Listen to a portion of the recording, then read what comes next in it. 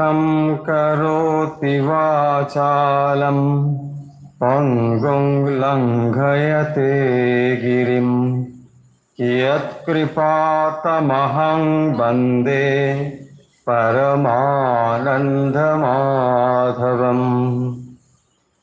मूकं करोति वाचालं पङ्गुं लङ्घयते गिरिं यत्कृपातमहं वन्दे परमानन्दमाधवम्। যার কৃপায় মূকম করোতি বাচালম, যিনি কথা বলতে পারেন না তাকে বলে মূক। সেই মূক তিনি আবার তার ঠিক উল্টো বাচালম, ভগবানের কৃপায় পঙ্গু লঙ্ঘয়তে গিরিম, যিনি পঙ্গু তিনিও গিরি লঙ্ঘন করে চলে যেতে পারেন, অর্থাৎ অসাধ্যকে সাধন করতে পারেন। ইয়ৎ কৃপা তমহম বন্দে, যার কৃপাতে এটি সম্ভব, তম অহম বন্দে পরমানন্দ মাধবম, সেই পরমানন্দ স্বয়ং ভগবানকে আমি বন্দনা করি।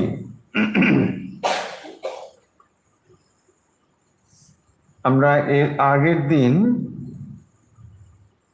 শ্রীমদ্ ভাগবতের সূচনা অংশ অর্থাৎ প্রথম স্কন্ধের প্রথম শ্লোক, এটি এর আগের দিন আমরা খানিকটা আলোচনা করেছিলাম। শ্রীমদ্ ভাগবত এবং শ্রীমদ্ ভগবত গীতা এর দুটো যে এক নয়, আশা করি আপনারা সবাই মোটামুটি এত সময় জেনে গিয়েছেন বা আগের দিনের ক্লাস থেকে জেনে গিয়েছেন। কারণ অনেকের ভেতরে এই কনফিউশন রয়েছে যে শ্রীমদ্ ভাগবত ও ভাগবত সব একই রকম, আকার দিলেও হয় আকার না দিলেও হয়, বাস। কিন্তু ব্যাপারটা ঠিক তা নয়।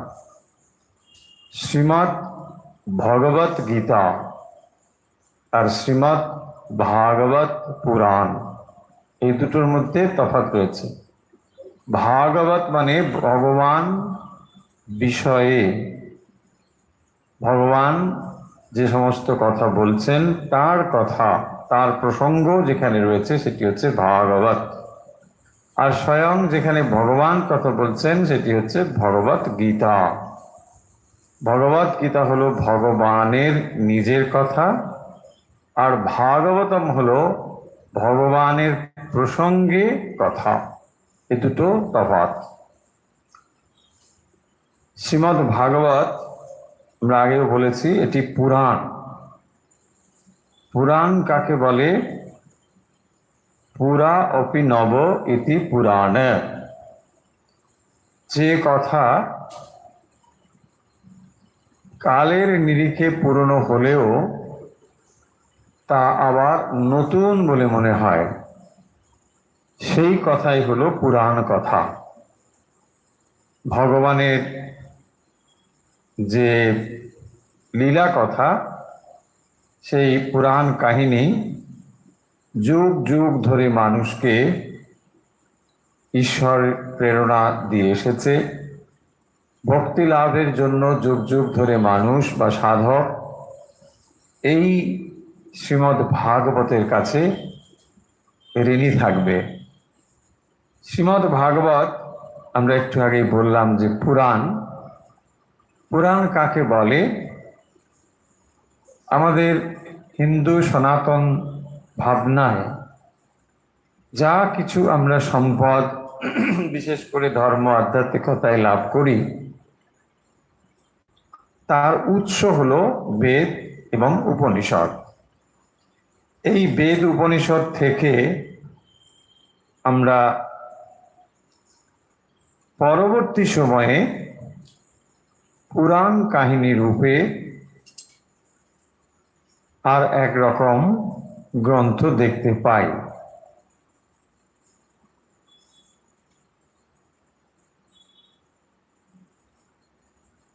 তো সেখানে এটি রচনা করা গ্রন্থ, ফলে বোঝাই যাচ্ছে যে এখানে এটা লেখা হয়েছে। এরকম অনেক পুরাণ রয়েছে এবং তার মধ্যে শ্রীমদ্ ভাগবত এটি অন্যতম। এবং এই পুরাণের ভেতরেও অন্যান্য পুরাণের যা বৈশিষ্ট্য, সমস্ত বৈশিষ্ট্য এখানে রয়েছে। পুরাণ মূলত যে বৈদিক শিক্ষা, সেগুলোকে সাধারণ মানুষের কাছে পরিবেশন করার জন্য এই ধরনের পুরাণ লেখা হয়েছে। কারণ এক সময় আমরা দেখেছি যে বৈদিক শিক্ষা সমস্ত মানুষের কাছে পৌঁছতো না, আবার সবাই এর অধিকারীও ছিলেন না। ফলে এই বৈদিক জ্ঞান সম্বন্ধে মানুষের আগ্রহ তো ছিলই, কিন্তু সেগুলোকে লাভ করার জন্য তার পরবর্তী সময়ে এই ধরনের পুরাণ রচনা করা হয়েছে। এবং সেই পুরাণের ভেতরে যেমন আমরা রাজাদের কাহিনী পাবো, তাদের রাজবংশ, বংশ পরিচয়, এর মধ্যে ইতিহাস রয়েছে, তত্ত্বকথা রয়েছে, দর্শন রয়েছে, এরকম নানা বিষয় এই পুরাণের মধ্যে রয়েছে। প্রশ্ন হতে পারে যে এত যদি পুরাণ থাকে, তার মধ্যে আমরা কেন এটাকে বেছে নিয়েছি? এই ভাগবত, শ্রীমদ্ ভাগবত এর একটি বিশেষ বৈশিষ্ট্য আছে। সাধারণত আমরা বুঝি পুরাণ মানে কিছু স্টোরি, গল্প, কিন্তু সমস্ত পুরাণ ঠিক স্টোরি নয়। স্টোরি তো আছেই, কিন্তু স্টোরি অবলম্বন করে এখানে তত্ত্ব পরিবেশিত হয়েছে। এবং সেই জন্যে আমাদের সাধারণ মানুষের অনেকের ধারণা, বা আপনাদেরও হয়তো ধারণা, যে ভাগবত মানে এটা অত কঠিন ব্যাপার নয়, মোটামুটি বসে বসে একটু আয়েস করে করে দেখলেও হবে, শুনলেও হবে, একটু শুনলেও হলো, ঝিমিয়ে কখনো একটু, বাস ভাগবত শুনছি। কি শুনছেন? ভাগবত। এরকম একটা ধারণা আমাদের অনেকের আছে। এটা ঠিক ধারণাটা তৈরি হয়েছে, অমূলক নয়, এর কারণ রয়েছে পেছনে। কারণটা হচ্ছে এই ভাগবত সপ্তাহ যে হয় নানা জায়গায়, এটি হচ্ছে এর কারণ। কারণ পূর্ণ ভাগবতটি খুব কম মানুষের পড়া আছে। যারা এই ভাগবতটি শুনেছেন বা গল্প টল্প বা কিছু এরকম কথা, তাদের অধিকাংশই ওই যে ভাগবত কথা হয়, যারা প্রফেশনালি ভাগবত কথা পাঠ করেন, মানে রুটি রোজগার করার জন্য, যারা প্রফেশন, 2 দিন 4 দিন একটানা ভাগবত কথা হচ্ছে, সেইখানে কেউ কেউ উপস্থিত থেকে এই কথাগুলো বিক্ষিপ্তভাবে কিছু কাহিনী, কিছু কথা শুনেছেন। সেখান থেকে মোটামুটি একটা ধারণা করেছেন যে এই হলো ভাগবত। কিন্তু এটা সম্পূর্ণ ধারণা নয়, এটা অসম্পূর্ণ ধারণা। শ্রীমদ্ ভাগবতের মধ্যে যেমন ভক্তির কথা রয়েছে, এখানে পূর্ণ অদ্বৈত বেদান্তের কথাও রয়েছে। এবং সবসময় এই কথাটি মনে রাখবো যে এই পুরাণ কাহিনীটি শুরু হয়েছে কিন্তু একটি কঠিন ক্রাইসিসের মধ্য দিয়ে। এবং সাধারণত দেখবেন পুরাণের একটা বৈশিষ্ট্য হবে যে যেখানে শরণাগত এবং যার প্রতি শরণাগত হচ্ছেন তার কাহিনী থাকবে। মানে একজন, তিনি কিভাবে ভক্ত হয়ে উঠলেন, তিনি মোটেই ভক্ত ছিলেন না, তারপরে তিনি ঈশ্বরে শরণাগত হয়ে গেলেন। এই ধরনের স্টোরি পুরাণের মধ্যে বেশিরভাগ দেখা যায়। একটা বৈশিষ্ট্য যে তিনি ঠিক ভক্ত ছিলেন না, তারপরে তিনি এটা হলেন। আর এইখানে বিশেষ করে এই ভাগবতে যে ক্রাইসিসের কথা বলছিলাম সেটা হচ্ছে যে এখানে পরীক্ষিত একটা মহা বিপদে পড়েছে। দেখুন, সেখান থেকেই এই গল্পের সূচনা হয়েছে। পরীক্ষিতের সমস্যাটা কি? পরীক্ষিত কে না, অর্জুনের নাতি। তো তিনি মানে অভিমন্যুর পুত্র। তো অভিমন্যু মালাটারা গিয়েছেন, তারপরে অনেক পরে রাজা পরীক্ষিত তিনি রাজ্য শাসন করছেন। এই সময়ে সেই কাহিনীর কথা আমরা আগেও বলেছি আপনাদের, যে তখন রাজা পরীক্ষিত, এবং তিনি খুবই ধার্মিক রাজা, প্রজানুরঞ্জক রাজা, কিন্তু সেখানে অধর্মের প্রবেশ হলো, কলি প্রবেশ করলো বলে এরকম কাহিনী সব রয়েছে। তার মানে ওই সময় থেকে কলি শুরু হয়েছে। দেখুন, আমরা পুরাণে যে জিনিসগুলো পাবো, আপনি ঠিক মানে এই দিন থেকে কলি শুরু হয়ে গেল এইরকম ব্যাপারটা ঠিক নয়। তাহলে কলির কতগুলো বৈশিষ্ট্য, সেই বৈশিষ্ট্যগুলো আমরা যে সময়ে দেখতে পাবো তখন থেকেই আমরা মানে কলির সূচনা হয়েছে এটা বলা হবে। কিন্তু অনেকে এখন আমরা কি বলি, ঘোর কলি বলে না, হ্যাঁ কলি চলছে এই হবে। তার মানে একটা সেন্স এখানে খুব পরিষ্কার সবার কাছে, যে কলি মানে হচ্ছে যেখানে অধর্মের প্রাদুর্ভাব হবে। একদম ঠিক। যেখানে মানে এরকম বলা হয় যে এই কলিতে 3 ভাগ অধর্ম, 1 ভাগ ধর্ম আছে। এই 3 ভাগই অধর্ম, এবং অধর্মেরই জয় জয়কার, তাই হয় সর্বত্র। এবং যখন রাজা পরীক্ষিত এরকম মৃগয়ায় গিয়েছিলেন, সেখানে তিনি কলির দর্শন পান, যেখানে কলি প্রবেশ করেছে। হঠাৎ তিনি বুঝলেন কলি প্রবেশ করেছে। তখন রাজার সঙ্গে অনেক কথাবার্তা রয়েছে, সংক্ষেপে আমরা বলছি। তখন ওই কলি রাজাকে বলছেন যে আমি আপনার রাজত্বে থাকতে চাই। বলছে, আরে কি ব্যাপার, তুমি এখানে থাকবে না? আমি তাহলে সব রাজত্বের সব জায়গায় থাকবো না, আমাকে আপনি মানে কতগুলো জায়গা ঠিক করে দিন যেখানে আমি থাকবো। হ্যাঁ, রাজা তার কাছে যদি কেউ ধরুন উদ্বাস্তু আসে, রেফিউজি ক্যাম্প রাখতে হবে, রাজার কাজ সবাইকে স্থান দেওয়া। তো রাজা বললেন, তুমি যখন এসেছো কলি, তো ঠিক আছে থাকবে। তাকে 4টি জায়গা নির্দিষ্ট করে দিলেন প্রথম, যে এই 4 জায়গায় তুমি থাকতে পারবে। হ্যাঁ, তোমাকে সব জায়গায় রাজ্যে তুমি নানা জায়গায় ঘুরবে এইটা হবে না। কোথায় কোথায় বলছেন, দ্রুত ক্রীড়া মানে জুয়া, জুয়া খেলা। এই জন্য দেখো এখন জুয়া খেলা খুব পপুলার আছে, তাই না? নানা জায়গায় জুয়া খেলা, এই অধর্মের জায়গা। তো সেই দ্রুত সেইখানে বলছেন যে এইখানে কিন্তু আমি থাকবো কলি।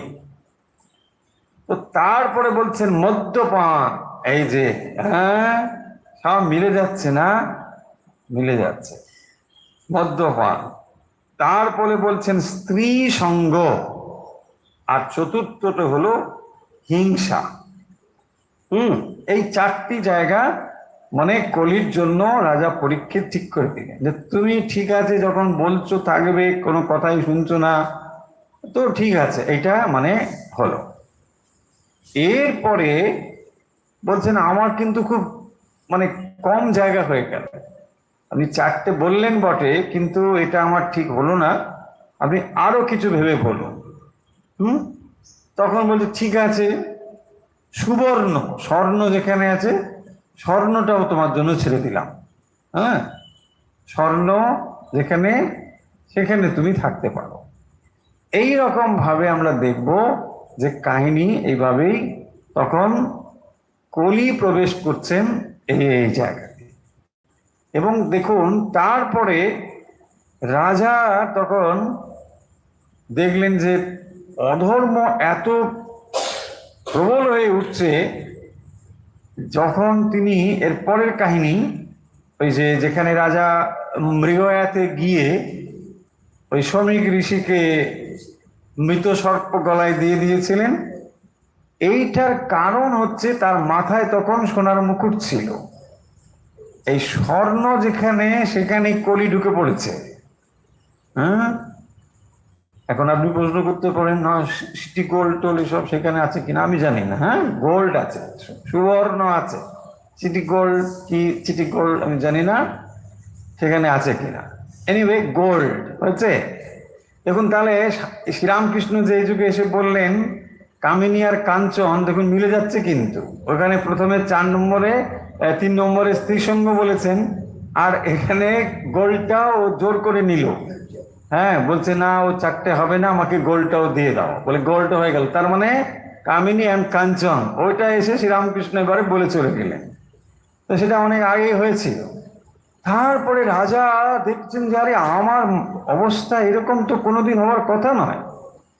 তিনি সন্ন্যাসীদের সম্মান করেন, ঋষিদের সম্মান করেন, অথচ ওই ঋষিকে তিনি মানে ওরকম একটা মরা সাপ তার গলায় ঝুলিয়ে দিচ্ছেন। হ্যাঁ, হঠাৎ তার মনে হলো রে কি হলো, এরকম কেন আমি করলাম। মাথা ঘুরে গেছে, মানে মাথায় স্বর্ণ মুকুট ছিল, এখানে তখন অধর্ম ঢুকেছে, কলি ঢুকেছে। এই জন্যে তখন তার বুদ্ধিটি কাজ করেনি। তার মানে দেখুন যখনই এইরকম এই কামিনী এবং কাঞ্চন এই দুটো জিনিস মানুষের মাথার মধ্যে ঢুকবে, তখন সমস্ত বিদ্যা জ্ঞান বুদ্ধি সমস্ত যাবে। এবং রাজা পরীক্ষিতের ঠিক এই অবস্থা হওয়ার ফলে শ্রমিক ঋষির পুত্র হচ্ছে শৃঙ্গী তার নাম, সেই শৃঙ্গী ঋষিপুত্র সে পাশে খেলা করছিল। তো তারপরে তার বন্ধুরা গিয়ে তাকে বলল যে আরে তুমি এখানে মজা করে খেলো আর তোমার বাবাকে দেখো যে সাপ গলায় নিয়ে বসে আছে। হ্যাঁ, বলিস কি বাবা সাপের গলায়। তারপরে ঋষিপুত্র তো ঋষি হলেও মানে ভালোই হবে তাই না, লঙ্কা ছোট হলেও ঝাল হয় তাই না, তো সেরকম খুবই ঝাল, ভালোই ঝাল। কিরকম, তিনি সঙ্গে সঙ্গে বুঝে গেলেন যে এইটা হচ্ছে রাজা পরীক্ষিত, আর তিনি সঙ্গে সঙ্গে অভিশাপ দিয়ে দিলেন যে এই অপমান রাজা করেছে, তার মাত্র 7 দিন তিনি বেঁচে থাকবেন, তার বেশি কিন্তু বাঁচতে পারবেন না। এবং কি হবে, তক্ষক সর্প গিয়ে তাকে মেরে ফেলবে। এইভাবে ভয়ঙ্কর একটা অভিশাপ হয়েছে।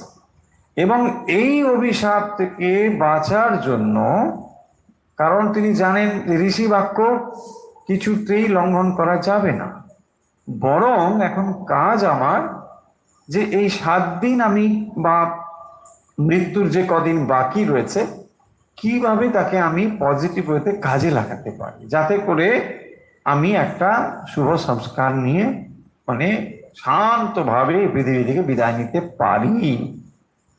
এই প্রিপারেশন নিয়েই একেবারে এই অবস্থা থেকেই শ্রীমদ্ ভাগবত শুরু হয়েছে।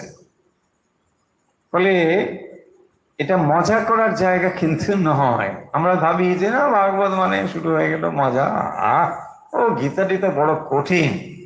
কেউ কেউ লিখেছেন আগের দিনের ওই অল্প কথা শোনার পরে যে ভাবছিলাম বোধহয় মানে একটু জিরিয়ে নেওয়ার মতন হবে, কিন্তু সেরকম হচ্ছে না। কিরকম একটা হচ্ছে, তার থেকে বরং আপনি অন্য কিছু যদি একটু কিছু মানে গপ্পসপ্প করেন তাহলে ভালো হয়। মানে বুঝতেই পারছেন আমাদের টেন্ডেন্সিটা হচ্ছে মানে ওই রকম একটা মানে এন্টারটেনমেন্ট, হ্যাঁ, স্পিরিচুয়াল এন্টারটেনমেন্ট।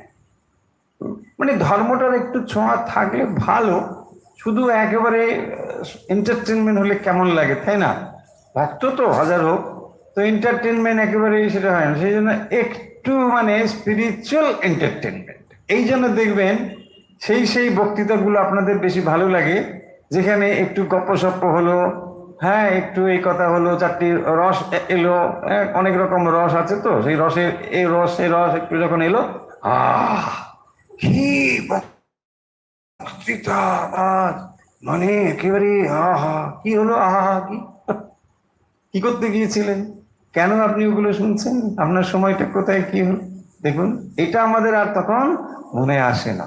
এই জিনিসগুলোই হচ্ছে, তার মানে এই নয় যে এখানে কোনো রস নেই, একেবারে নিরস আপনাকে তা বলা হচ্ছে না। কিন্তু দেখুন স্টোরি থাকলেও স্টোরিটা হচ্ছে আপনার সেন্ট্রাল মানে ফোকাস নয়। কারণ একজন আসন্ন মৃত্যু মানুষের কাছে গল্প শোনার কোনো সময় নেই, প্রবৃত্তিও নেই। কিন্তু সেই গল্প কার গল্প? ভগবানের গল্প, ভগবানের লীলা কথা। তাই সেই গল্পের মধ্যে রস রয়েছে, সেই রসগুলোকে আস্বাদন করছে। কিন্তু আসন্ন মৃত্যু মানুষ তিনি নিশ্চয়ই আজে বাজে কাহিনী শুনে সময় নষ্ট করবেন না। সেই কারণের জন্য অনেকের ভুল ধারণা রয়েছে, এবং এই ভুল ধারণার কারণ হলো ওই 2 দিন 4 দিন 5 দিন ভাগবত পাঠ, এর জন্যই এটা হয়েছে। কেউ থরো ভাগবতটাকে পড়ে দেখেননি। আর এই শ্রীমদ্ ভাগবত একটা এমন গ্রন্থ যার মধ্যে ভক্তি তো রয়েইছে, ভক্তি তো মানে এর সেন্ট্রাল থিম, এর ভেতরে সবসময় ফল্গু ধারার মতো ভক্তি চলেছে। পাশাপাশি এখানে দ্বৈত অদ্বৈত বেদান্তের তত্ত্ব কিন্তু রয়েছে পূর্ণভাবে। তাই গল্পই কেবলমাত্র নয়, এখানে জ্ঞান ভক্তি কর্ম সমস্ত কিছু রয়েছে।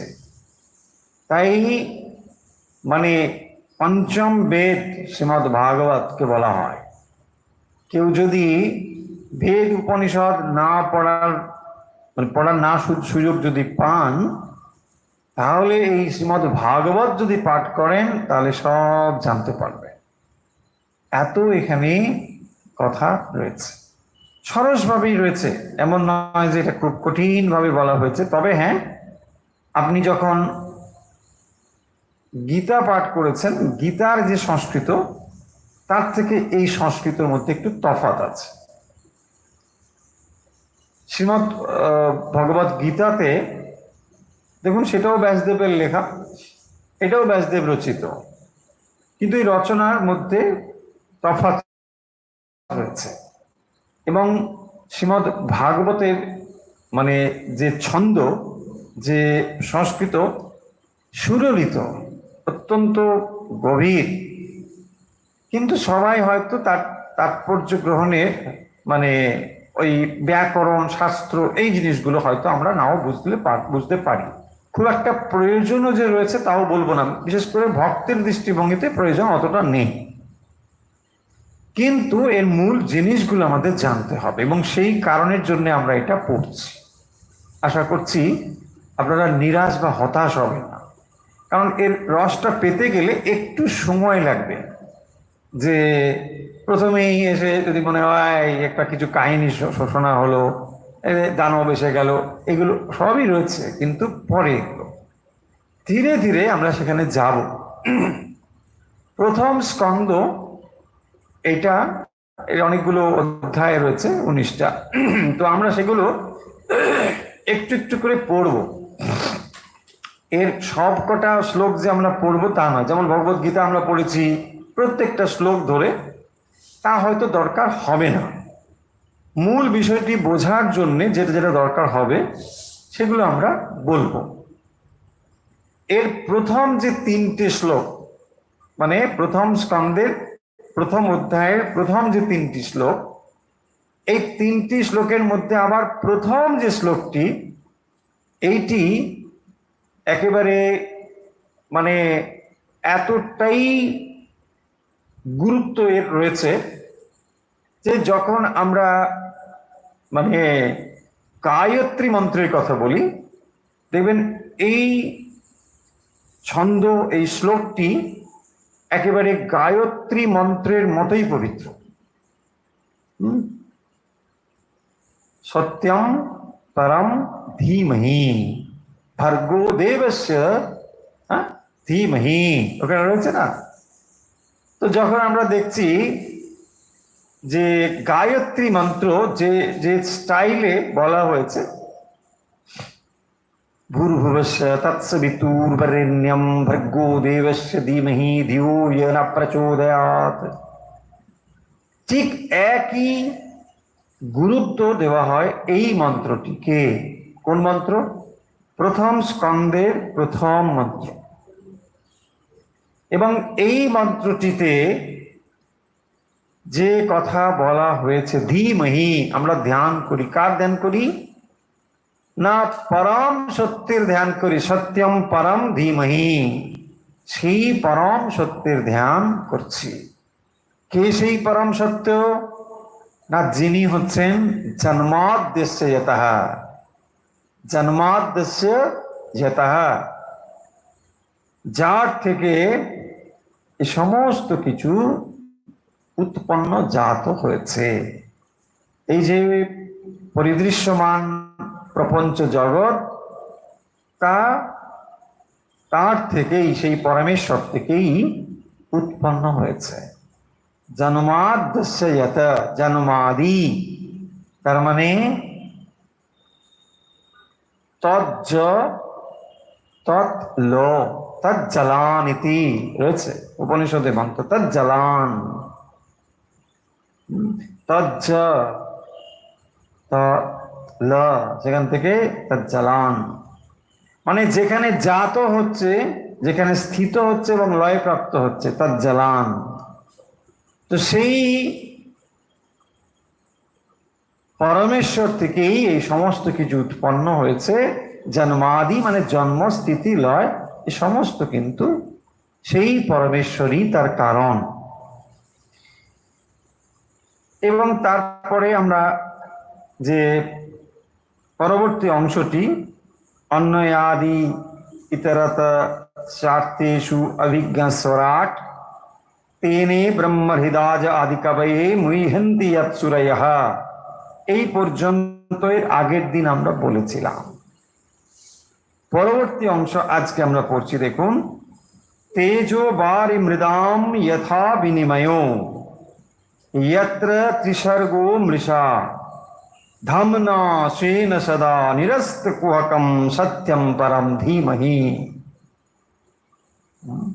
तेजो वारि मृदाम यथा विनिमयो यत्र त्रिसर्गो मृषा धम्ना स्वेन सदा निरस्तकुहकं सत्यं परं धीमहि। আমি সেই পরম সত্যের ধ্যান করি। কে সেই পরম সত্য? তার বর্ণনা দুটি লাইনে বলার পর পরে বলছেন তেজো বারি মৃদাম যথা বিনিময়। তাহলে কি হয়? তেজ বারি মৃদাম, মৃদা মানে মাটি। তাহলে সূর্য কিরণ, জল এবং মাটিতে যথা বিনিময় যত্র ত্রিসর্গ অমৃষা। ত্রিসর্গ কথার অর্থ হচ্ছে সত্য, রজ, তম। ত্রিসর্গ অমৃষা, মৃষা মানে মিথ্যা, অমৃষা মানে তার উল্টো, সত্য। তাহলে যত্র ত্রিসর্গ অমৃষা কিরকম হয়? তেজো বারি মৃদাম যথা বিনিময়। তাহলে সূর্য কিরণ, জল এবং মাটিতে যেমন ভাবে ভ্রম তৈরি হয়, ঠিক সেরকম বলছেন যে যেটা সেখানে নেই যেন সেখানে সেটা রয়েছে বলে মনে হয়।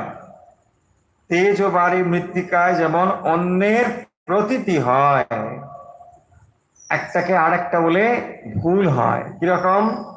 মরীচিকায় সূর্যের কিরণের ফলে বালিতে আমরা জল বলে মনে করি, আবার মাটিতে জল বুদ্ধি হয়, মৃত্তিকায় আছে, কিন্তু সেটাকে দর্পণের মতো এমন স্বচ্ছ, সেখানে আমরা জল বলে মনে করছি, আসলে সেটা হয়তো দর্পণ।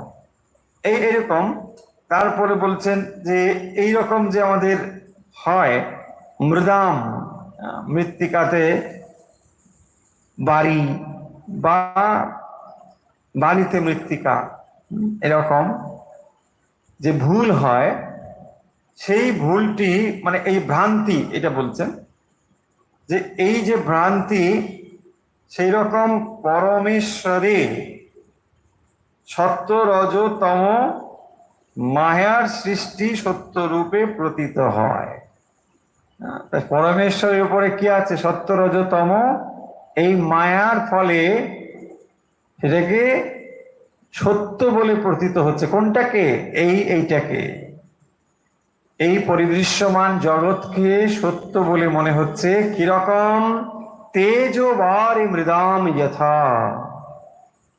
বালিতে যেমন দেখে আপনার মনে হয় যেন জল চিকচিক করছে, ওখানে জলই রয়েছে, কারণ আপনি তৃষ্ণার্ত, জলের অপেক্ষা করেন, তাই আপনি বালিতে জল দেখছেন। তাহলে এই যে ভ্রম হয়, তেজোবারি মৃদাম যথা বিনিময়, মানে একটা আর একটার উপরে আরোপিত হওয়ার ফলে যে ভ্রান্তি বা ভ্রম হয়, সেই ভ্রমটা কোথায় হয়? এই পরমেশ্বরেও আমাদের সেই ভ্রম হচ্ছে। দেখুন, সেই পরমেশ্বরই রয়েছেন, কিন্তু ত্রিসর্গ অমৃষা, ত্রিসর্গ সত্য রজতম, এই সত্য রজতম হচ্ছে মায়ার গুণ। তাহলে সেই মায়া থাকার ফলে যেটা আসলে মিথ্যা, সেই মিথ্যাটিকে সত্য বলে মনে হচ্ছে। কিরকম? তেজোবারি মৃদাম। দেখুন কি সুললিত ভাবে শ্রীমদ্ ভাগবত আমাদের কাছে বলছেন যে এই পরমেশ্বরই সর্বত্র রয়েছেন, সত্যম পরম ধীমহি, কিন্তু তুমি তাকে দেখতে পাচ্ছ না, মায়ার আবরণটি রয়েছে বলে। কিরকম সেটি? না, সেটি হচ্ছে তেজোবারি মৃদাম। এইগুলো যখন একটির উপর আরেকটি আরোপিত হয়, তখন ভ্রান্তি তৈরি হয়, এবং সেই ভ্রান্তি দর্শনের ফলে সত্যটাকে আমরা না দেখতে পেয়ে ভুল জিনিসটির প্রতি আকর্ষিত হই। তাহলে এই জগতের পেছনে যে আমরা ছুটে চলেছি, এটি মিথ্যা দর্শনের ফলে, সত্য জ্ঞান না থাকার ফলে এই মিথ্যা জ্ঞান হচ্ছে, এবং তার ফলে আমরা ধাবিত হচ্ছি, মিথ্যা জিনিসটিকে গ্রহণ করবার জন্যই ধাবিত হচ্ছি।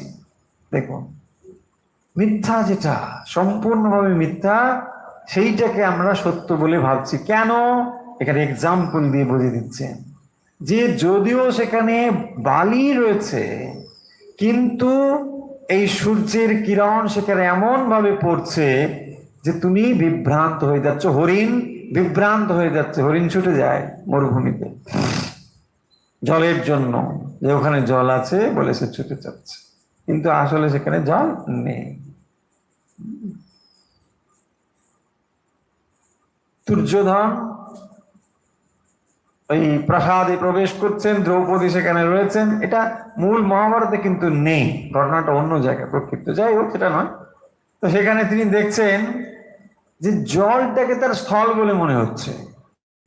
হ্যাঁ, তারপরে এক জায়গায় গিয়ে দেখছেন এটা দেখে মনে হচ্ছে না, এটা তো ঠিকই আছে, স্থলই মনে হবে। তারপরে গিয়ে পড়লেন একবার জলের মধ্যে।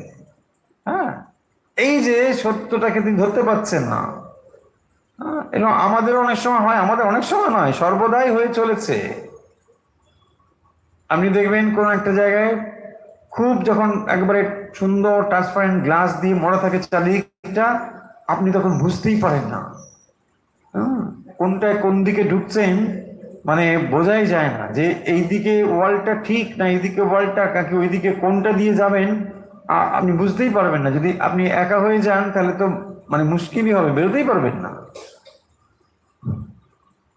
কারণ কোনটা যে সত্যিকারের ওয়াল আর কোনটা যে রিফ্লেক্টেড ওয়াল বুঝতেই পারবেন না। আপনি আপনি গিয়ে জোর একটা ধাক্কা খাবেন। হ্যাঁ, সেই জন্য অনেক সময় এরকম যেখানে ভ্রান্তি হতে পারে একটা কিছু লিখে, হয়তো গোল একটা দেওয়া থাকলো, কিছু একটা কালার দেওয়া থাকলো, যাতে করে আপনি বুঝতে পারেন যে এটা আসলে গ্লাস আছে। বোঝা যাচ্ছে? এই যে ভ্রান্তিটা হয় আমাদের প্রাত্যহিক জীবনে, এই ভ্রান্তির অভিজ্ঞতা রয়েছে। এই ভ্রান্তিটাকেই বলছেন যে যেমন সত্যটাকে আমরা তখন কি করছি দেখুন, ভুল করে দেখছি। এখানে যে আপনি ভুল দেখছেন এটা তো একেবারেই সত্য, কিন্তু এইটাকেই আপনার ভুলটাকে তখন সত্য বলে মনে হচ্ছে। ঠিক সেরকম ভাবে এই জগৎটাকেও আমাদের, যেভাবে আমরা জগৎটাকে সত্য বলে মনে করছি, বাস্তবিক জগৎ সেভাবে নয়। কি তাহলে? পরমেশ্বর বলছেন জ্ঞানমাদ্যস্য যতঃ, সেই যতঃ মানে পরমেশ্বর, পরমেশ্বর থেকেই এটা সৃষ্টি হয়েছে, এবং তিনি হচ্ছেন চৈতন্য স্বরূপ। সেই চৈতন্য স্বরূপ থেকেই এই সমস্ত কিছু সৃষ্টি হয়েছে। এই গূঢ় কথাটি শ্রীমদ্ ভাগবত প্রথমে মনে করিয়ে দিচ্ছেন। তেজো ভারি মৃদাম যথা বিনিময় যত্র ত্রিসর্গ অমৃষা। ত্রিসর্গ অমৃষা মানে সত্য। ধামনা স্বেন সদা নিরস্ত কুহকম। তাহলে সেই যে পরমেশ্বর, তিনি কিরকম না? স্বেন ধামনা, তার নিজের তেজের দ্বারা, স্বেনা নিজের ধামনা, নিজ তেজের দ্বারা, সদা সর্বদা সমস্ত অবস্থাতেই, মানে অতীত বর্তমান ভবিষ্যৎ সর্বাবস্থাতেই তিনি কিরকম না? নিরস্ত কুহকম। কুহক মানে হচ্ছে মায়া। নিরস্ত কুহকম, যার মধ্যে মায়া দূরীভূত হয়েছে, মায়া কপটতা দূরীভূত হয়েছে, যার নিরস্ত কুহকম। সেই যে সত্যম পরম, তারই ধ্যান করি ধীমহি। একমাত্র সেই পরমেশ্বরই রয়েছেন, কিন্তু সেই পরমেশ্বরকে আমরা ভ্রান্তিবশত এই জগৎ রূপে প্রতিভাত হতে দেখছি। কিরকম ভাবে না? সর্বদাই এই ভ্রান্তি আমাদের অনুভূত হয়। প্রাত্যহিক জীবনে আমরা সর্বদাই ভ্রান্তি অনুভব করছি। ঠিক সেই রকম ভাবে ভ্রান্তি পরমেশ্বর সবকিছুর মধ্যে থাকা সত্ত্বেও আমরা পরমেশ্বরকে না দেখে আমরা কেবল এই জড় জগৎকে দেখছি। এই ভ্রান্তি দৃষ্টি, কিন্তু যে পরমেশ্বর, তার মধ্যে কি না? তিনি হচ্ছেন নিরস্ত কুহকম। তার মধ্যে কোনো মায়া নেই, তার মধ্যে কোনো অজ্ঞান নেই, তার মধ্যে কোনো মানে অবিদ্যা নেই। তিনি কিন্তু নিরস্ত কুহকম। তিনি মায়াকে অবলম্বন করে সৃষ্টি করেন ঠিকই, কিন্তু তার মানে এই নয় যে তিনি মায়ার অধীন। তিনি মায়ার অধীন নয়। সেই জন্য বলছেন নিরস্ত কুহকম, তার মধ্যে কোনো মায়া নেই, তিনি সম্পূর্ণ মায়া তিরোহিত। কিন্তু তিনি অবিদ্যা মায়াকে তার প্রয়োজনে তিনি কাজে লাগান, এবং সেই মায়ার গুণ হচ্ছে সত্য, রজ এবং তম। এই সত্য, রজ, তম এইটি প্রবল হওয়ার ফলে জীব পরমেশ্বরের স্বরূপকে না জেনে এই ভ্রান্ত রূপে দর্শন করে। সেই ভ্রান্তিহীন যে পরম সত্য, আমরা তার ধ্যান করি। ধামনাসেন সদা নিরস্ত কুহকম সত্যম পরম ধীমহি।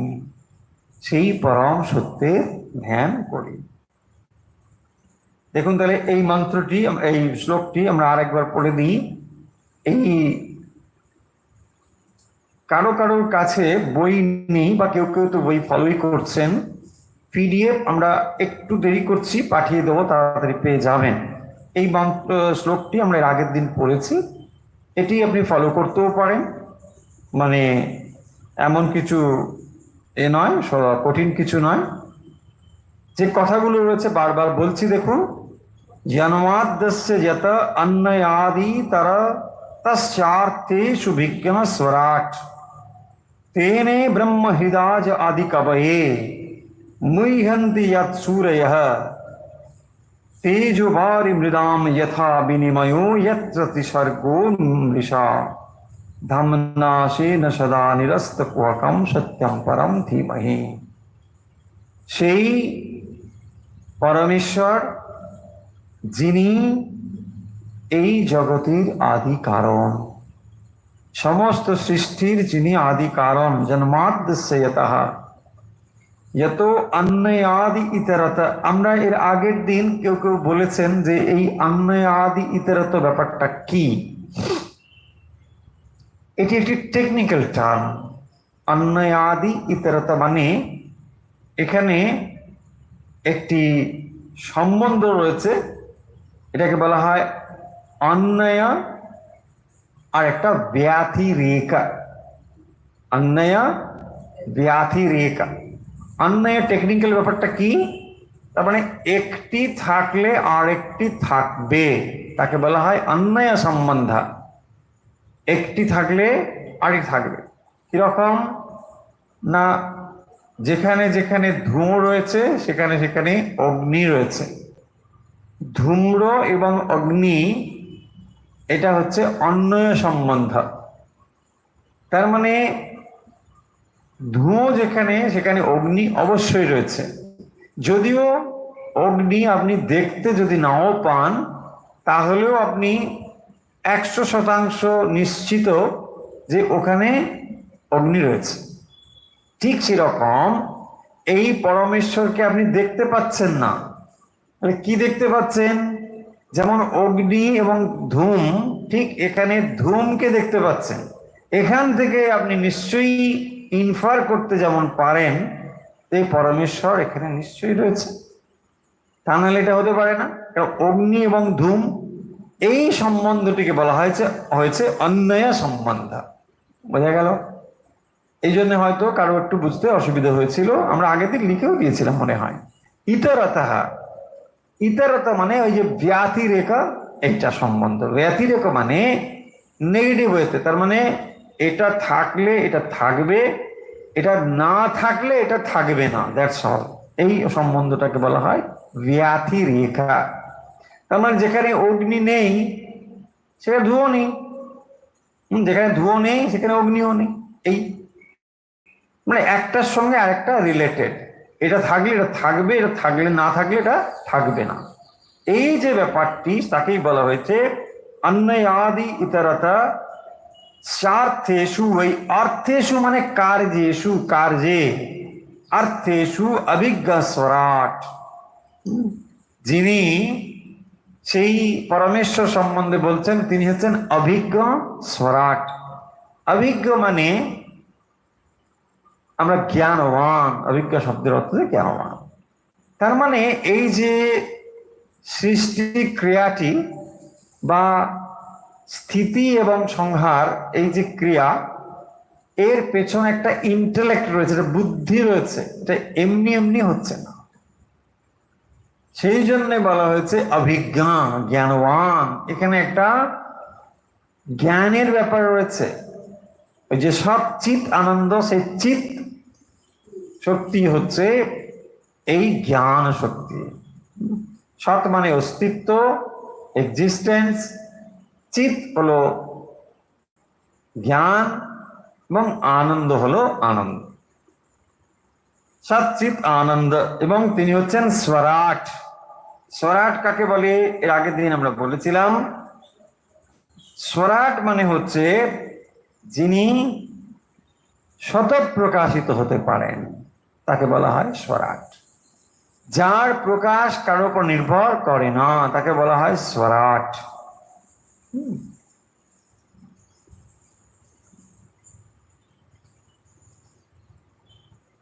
तेने ब्रह्म हृदय जो आदि कवये मुह्यन्ति यत् सूरयः।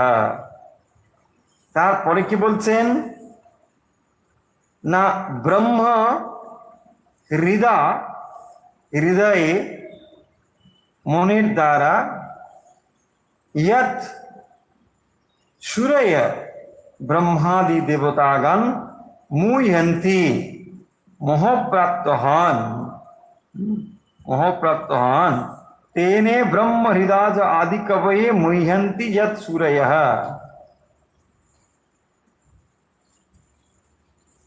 তারপরে তাহলে কি বলছেন, তারপরে বলতে লক্ষ্য করুন যে বেদে ব্রহ্মাদি দেবতাগণ মোহপ্রাপ্ত হন, সেই বেদকে যিনি ব্রহ্মার হৃদয়ে মনের দ্বারা সঞ্চার করেছিলেন, এই হচ্ছে এর অর্থ। বেদে ব্রহ্মাদি দেবতাগণ মোহপ্রাপ্ত হন, তেনে ব্রহ্ম হৃদয় আদি কবয়ে, আদি কবি হচ্ছেন ব্রহ্মা। তেনে ব্রহ্ম, দেখুন এখানে শব্দগুলো তেনে ব্রহ্ম হৃদয়, প্রথম হচ্ছে ব্রহ্ম, ব্রহ্ম মানে এখানে ব্রহ্ম শব্দ অর্থ বেদ। তেনে ব্রহ্ম হৃদয় আদি কবয়ে মুহ্যন্তি यत् सूरयः। বেদে ব্রহ্মাদি যে সমস্ত দেবতাগণ তারা মোহপ্রাপ্ত হন, তাদের মধ্যেও মোহ রয়েছে, মোহ তাদের মধ্যেও রয়েছে। সেই বেদকে যিনি ব্রহ্মার হৃদয়ে মনের দ্বারা সঞ্চার করেছিলেন, সেই বেদকে যিনি ব্রহ্মার হৃদয়ে, তেনে ব্রহ্ম হৃদয়, মনের দ্বারাই তিনি করতে পেরেছিলেন। কে? পরমেশ্বর থেকে। আর পরমেশ্বর থেকে সেটি ব্রহ্মার কাছে এলো, কারণ ব্রহ্মা সৃষ্টিকর্তা। তো তিনি যখন সৃষ্টি করবেন তাহলে বেদের মধ্যে সেই জ্ঞান রয়েছে, সেই পরমেশ্বর থেকে যে জ্ঞান ব্রহ্মার কাছে এসেছিল। কিভাবে এসেছিল? হৃদয়, মনে মনে, সংকল্প মাত্রে। তাকে অনলাইন ক্লাস করতে হয়নি, মনে মনে সংকল্প করলেন, হয়ে গেল। তিনি মনে ভাবলেন, তখন ব্রহ্মার কাছে এই জ্ঞান এলো। তেজ বারি মৃদাম যথা বিনিময় यत्र तिसर्गम मृषा धमना शेन सदा निरस्त कुहकम सत्यम परम धीमहि। সেই পরমেশ্বরের আমরা ধ্যান করছি, যিনি কিরকম না তেজ ভারি মৃদাম যথা বিনিময়। এখানে যেমন এই উপাদানগুলো একটার পর একটা আরোপিত হওয়ার ফলে ভ্রান্তি হয়, ভুল হয়, আমাদের মনে ভুল ধারণা হয়, ঠিক সেরকম ভাবে সেই পরমেশ্বরের উপরেই এই মায়া শক্তির প্রভাব থাকার ফলে আমরা পরমেশ্বরকে স্বস্বরূপে না জানতে পেরে আমরা এই জগৎকে দেখে বিভ্রান্ত হই। তাহলে এই জগতের পেছনে সেই পরম সত্য পরমেশ্বর রয়েছেন। এই কথা দিয়ে শুরু করছেন শ্রীমদ্ ভাগবত। একেবারে প্রথমে যে মঙ্গলাচরণ শ্লোক রয়েছে, এটি হলো তার প্রথম শ্লোক। দ্বিতীয় শ্লোকটি আজকে বোধহয় আমরা পড়ব না, তবুও খানিকটা ধারণা আপনাদের একটু দিয়ে দিই, এর পরদিন আমরা সেটি বেশি করে পড়ব। এর ভেতরে যে কাহিনীগুলো রয়েছে, দেখবেন কাহিনীগুলো একটু অপেক্ষা করুন, কাহিনীগুলো সব রয়েছে, কিন্তু আমরা এক একটা স্কন্ধ ধরে ধরে পড়ব, এবং সেই স্কন্ধের যে সমস্ত শ্লোক পড়ব তা হয়তো নয়, আর প্রয়োজনও নেই, আগেই বলেছি। আমরা, আপনারা অনেকে বই কোনটা ফলো করবেন এটা বলেন, আমরা বলেওছি যে দেখুন, যদি বাইরের থেকে মানে বাইরের পাবলিকেশন থেকে বই কেনেন তাহলে ভাগবতের বই অনেক রয়েছে, মানে নাম করারই দরকার নেই, যে কোনো একটা ফলো করলেই মূল ভাগবতের যে শ্লোকগুলো পেয়ে যাবে। কিন্তু যদি মঠ মিশনের পাবলিকেশন বা উদ্বোধন পাবলিকেশন খোঁজেন, তো তাহলে বলবো যে পূজনীয় গীতানন্দজি মহারাজের একটি বই রয়েছে, কিন্তু সেটাও যে সম্পূর্ণ ভাগবত তা নয়। তিনি ভাগবত একটা বিশাল মানে সমুদ্রের মতো, বুঝতে পেরেছেন নিশ্চয়ই। তো সেই জন্য তিনি করেছেন কি, তিনি প্রধান প্রধান অংশগুলো নিয়ে একটা গ্রন্থ করেছেন। এটাও খুব একটা পাতলা নয়, বেশ মোটামুটি ভালোই ভলিউম আছে, কিন্তু এইটি আপনি পড়লে একটা পূর্ণ ধারণা পেয়ে যাবেন। সেই রকমই কাজ তিনি করেছেন। সেই জন্য এক একটা চ্যাপ্টার, একটা 30 স্কন্ধ ধরে ধরে সেখানে যা যা প্রধান জিনিস রয়েছে সেগুলোকে শ্লোক আকারে তুলে তার একটা ব্যাখ্যা দিয়েছে। এই বইটি ফলো করতে পারেন। কিন্তু এছাড়াও যে শ্লোকগুলো আমাদের দরকার হবে, আমরা জায়গায় জায়গায় যেখানে দরকার হবে বলে যাব। আর পিডিএফ একটু অপেক্ষা করুন, পূর্ণভাবে তৈরি হয়ে গেলে আপনার কাছে আমরা খুব দ্রুত পাঠিয়ে দেবো, পেয়ে যাবেন। তো আর আগে যদি আপনাদের খুবই অধৈর্য মনে হয় যে কিচ্ছু নেই, ক্লাস করতে পারছি না, খুবই কষ্ট লাগছে, কি করি, মহারাজ পাঠাচ্ছে, তাহলে কষ্ট করে গীতানন্দী মহারাজের বইটা কিনে নিতে পারেন, ওখানে হাতের কাছে এগুলো পেয়ে যাবেন। আর নাহলে একটু অপেক্ষা করুন, তাহলে এগুলো পাবেন। তো 2 নম্বরে দেখুন, 2 নম্বরে যে শ্লোকটি রয়েছে, ধর্ম প্রজ্জিত কৈতবোত্র পরমো নির্মৎসরাণাম সতাম ভেদ্যম বাস্তবমত্র বস্তু শিবদম তাপত্রয়োন্মূলনম শ্রীমদ্ভাগবতে মহামণিকৃতে কিংবা পরৈরীশ্বর সদ্য হৃদ্য বরুদ্ধতেত্র কৃতিভি শুশ্রূষিভি তৎ লক্ষণা। তো এই পরবর্তী যে শ্লোক, সেখানে ভাগবত নিজেই মানে বলছেন যে এটা কি, মানে এই শাস্ত্রটি কি, কেন এই শাস্ত্র, তার সমস্ত কথা ধীরে ধীরে শ্রীমদ্ ভাগবত নিজেই বলবেন। এবং এই ভাগবত যে কেন আমাদের প্রয়োজনীয় গ্রন্থ, এর মধ্যে কি রয়েছে সে কথা এখানে রয়েছে। আমরা সেখান থেকেই পাঠ শুরু করেছি, প্রথম স্কন্ধ প্রথম অধ্যায় থেকে। কোনো কোনো এডিশনে দেখবেন একেবারে প্রথমের দিকেই এর মাহাত্ম্য রয়েছে। সেখানে ভক্তির সঙ্গে নারদের কথা, নারদ মুনির সঙ্গে ব্যাসদেবের কথা, এসব নানা কিছু কাহিনী সেখানে দেওয়া হয়েছে। সেই কাহিনী অংশ আমরা পেরিয়ে যাচ্ছি না, কাহিনী আসবে, কাহিনীও পরপর যেখানে যেখানে দরকার হবে আমরা প্রসঙ্গত কাহিনীগুলো আপনাদেরকে শুনিয়ে দেব, কিন্তু শ্লোকগুলো আমরা শুনব। এই শ্লোকের মধ্যে যে ভাবগুলো রয়েছে, যে গভীর তত্ত্বগুলো রয়েছে, সেগুলো একটু একটু করে বুঝতে চেষ্টা করব। তাহলে শ্রীমদ্ ভাগবত এটা একদিকে যেমন ভক্তির কথা বলে, এর ভেতরে যেমন একটু আগে বললাম যে কাহিনী রয়েছে, সেই কাহিনীগুলো আমাদেরকে গভীরভাবে ভগবানের দিকে আকর্ষণ করে। সেই কারণের জন্যই এই ভাগবত আমাদের এত প্রিয়, অনেক বেশি প্রিয়। এই জন্য যে এর মধ্যে ভগবানের কথা গল্পের ভেতর দিয়ে, কাহিনীর ভেতর দিয়ে, যেহেতু আমরা অনেকেই কাহিনী শুনতে পছন্দ করি, স্বাভাবিকভাবে কাহিনীর অবলম্বন দিয়ে মনটাকে নিয়ে যাওয়া হচ্ছে ঈশ্বরের দিকে। এবং সেই কাহিনীগুলোকে যদি আমরা মন দিয়ে শুনি, এবং আপনারা নিশ্চয়ই এই কাহিনীটা শুনেছেন যে পরীক্ষিত যখন এই কথাগুলো শুনছিলেন, তিনি এক টানা শুনে যাচ্ছেন, নন স্টপ, এবং তিনি আরো শুনতে চাইছেন যে ভগবানের এই সমস্ত কথা, যখন লীলা কথা ধীরে ধীরে একটার পর একটা স্কন্ধ পেরিয়ে পেরিয়ে যাচ্ছে, তো তখন তিনি আরো শুনতে আগ্রহী। দেখুন, একজন মানুষ কিছুদিন পরেই মারা যাবেন, অথচ তিনি এই ভগবত কথাগুলো শোনার জন্য উদ্গ্রীব হয়েছেন।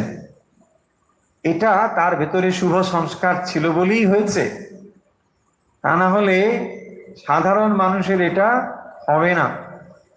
তাহলে কি হবে?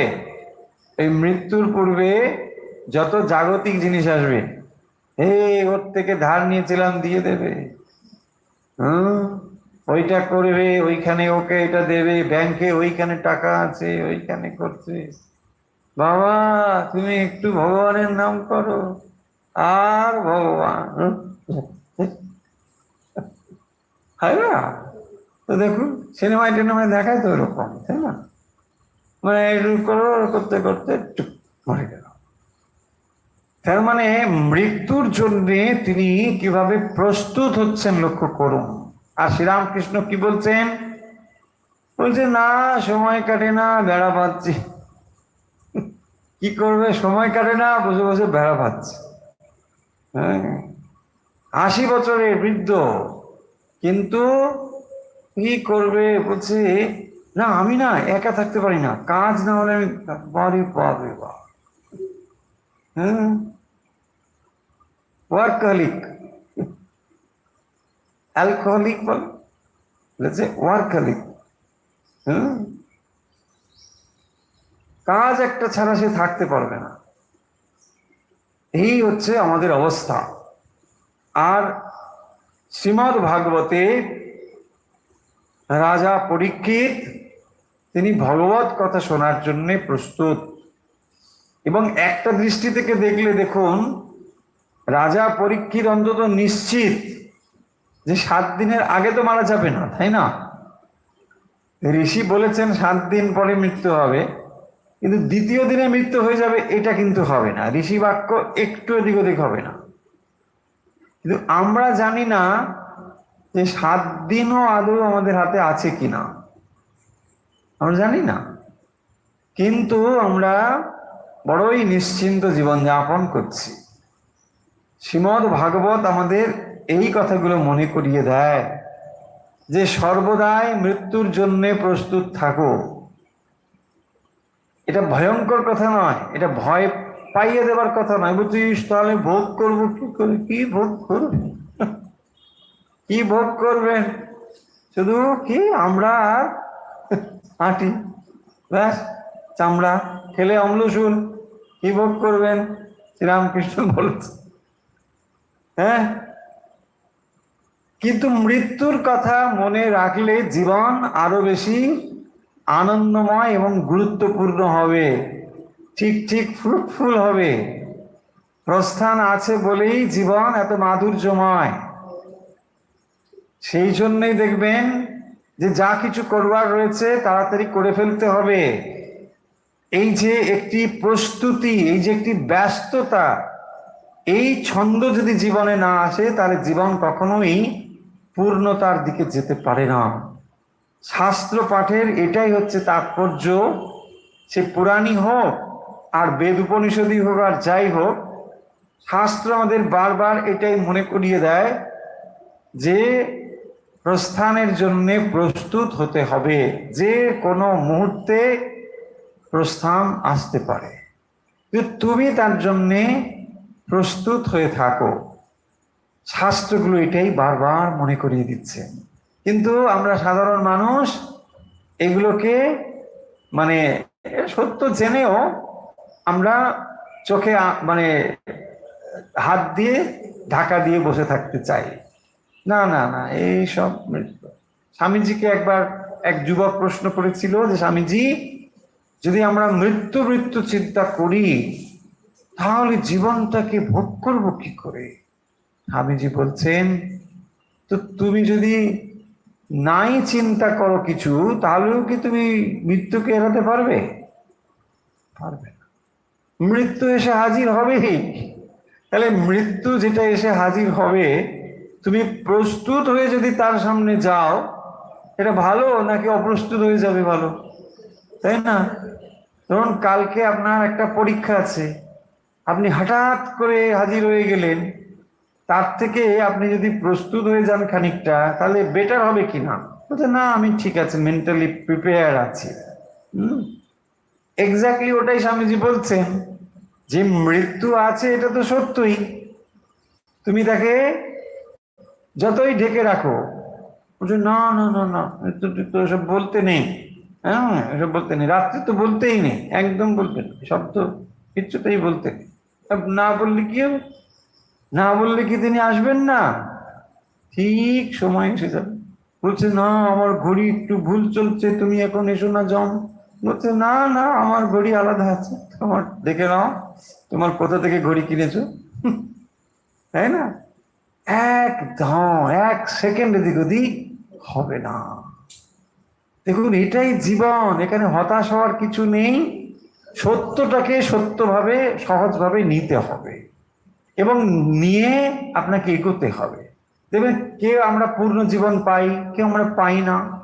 কারো জীবন দেখবেন 10 বছর চলে, কারো বা 100 বছর চলে, কারো আরো বেশি কম, কারো আরো কম। এই তো জীবন।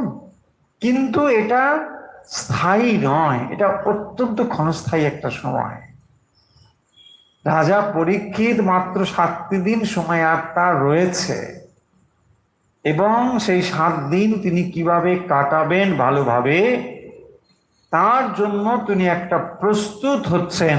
ঋষি মুনিদের সামনে বসে এই শ্রীমদ্ ভাগবত কথা শুনছেন, যাতে করে তার মনের উপরে এই গুড ইমপ্রেশনটা তৈরি হয়। সেই গুড ইমপ্রেশনের দ্বারা যদি তার প্রস্থান হয়, হ্যাঁ, আমরা ভগবত গীতায় পড়েছি তো, যেখানে মৃত্যুর সময়ে যে যা চিন্তা করতে করতে প্রয়াণ হবে, তো তখন সে সেই ভাব প্রাপ্ত হবে। তাই অ্যাকশনকে যদি আমরা খুব ডিপলি করতে থাকি, তাহলে সেটা সংস্কারে রূপান্তরিত হবে, এবং সেই সংস্কারই আপনাকে পরবর্তী সময়ে একটা উচ্চ উচ্চ ভাব দেবে। সেই কারণের জন্য বলছে। এই যে অনেকে দেখবেন বলেন যে অনেক বয়স হয়ে গেছে, এখন আর যদি আগে জানতে পারতাম কিচ্ছু হতো না। এটা আপনার মনে হয়? আগে জানলে আপনি এগুলো, অনেক দেরি আছে। এখন দাঁতগুলো অনেক শক্ত, তারপরে চুলগুলো এখন কালো, তাই না? এখন কেউ সব হবে? হতো না। আবার দেখুন, আপনি যখন এটা করছেন তখন এটা দেরি বলে বলবেন না, কারণ আপনার জার্নি আপনাকে করতেই হবে। তাই জন্যে এটা কোনো লেট হয়ে গেল এরকম ভাববেন না। যখনই আপনি করছেন তখন এটা আপনাকে কাজে দেবে। যে এমন একটা জিনিস, আপনি যদি 80+ হন তাতেও কিছু নেই। যত সময় আপনার জীবন রয়েছে তত সময়ও যদি আপনি দুটো কথা শুনে যেতে পারেন, দেখবেন আপনার জীবন অর্থপূর্ণ হবে।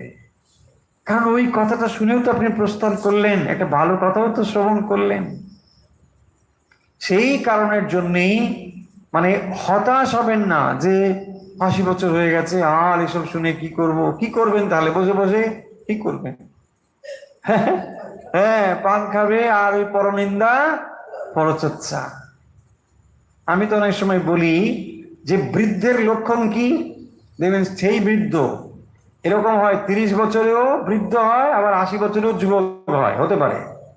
বৃদ্ধের লক্ষণ হচ্ছে যিনি কেবল অতীত নিয়ে বেঁচে থাকেন, তাকে বলে বৃদ্ধ, আর কিচ্ছু না। 80 বছরে কি দেবে? দেখা হলেই, আরে আমরা যে স্কুলে পড়তাম সেই স্কুলের কাছে একটা অমুক ছিল, হ্যাঁ কি সুন্দর দিনগুলো ছিল, মানে ভাবাই যায়। এই হচ্ছে বৃদ্ধের লক্ষ্য, মানে কেবল অতীতকে আঁকড়ে বেঁচে থাকবে। এই তার কাছে ভবিষ্যৎ পরিকল্পনা নেই, তার কাছে একটা এগিয়ে যাওয়ার চিন্তা নেই। যত সময় পর্যন্ত আপনি 80, 90, 100 যতই আপনার শরীরের বয়স হোক না কেন, আপনার ভেতরে যত সময় নতুন পরিকল্পনা আছে যে হ্যাঁ আমি এই করব, ওই করব, সেই করব, সেটা আপনার আত্মিক উন্নয়নের জন্য। এমন নয় যে আপনি নানা কিছু করবেন, মানে ওরকম না যে আমি হ্যাঁ এটা পড়বো, এই শাস্ত্রটা জানবো। তখনই দেখবেন আপনি যুবক আছেন, যে কোনো অবস্থা। চলুন আজকে তাহলে শ্রীমদ্ ভাগবত পাঠ আমরা এখানেই শেষ করছি।